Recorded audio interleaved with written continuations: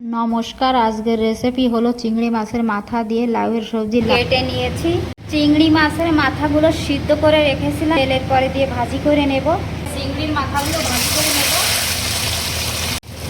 লবণ দিলাম, হলুদ, লঙ্কা বাটা। চিংড়ির মাথা ভাজি হয়ে গেছে, জল দিয়ে দেব। জল দিয়ে দিলাম, হলুদ দিলাম,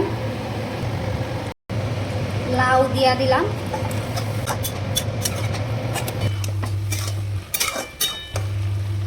তারকার জন্য নামিয়ে নেব। দিলাম জিরা, শুকনো লঙ্কা, তেজপাতা,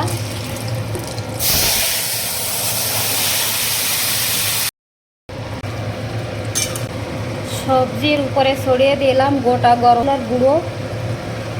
সবজি তৈরি হয়ে গেছে, নামিয়ে নেব। চিংড়ির মাথা দিয়া লাউয়ের সবজি তৈরি। তার জন্যে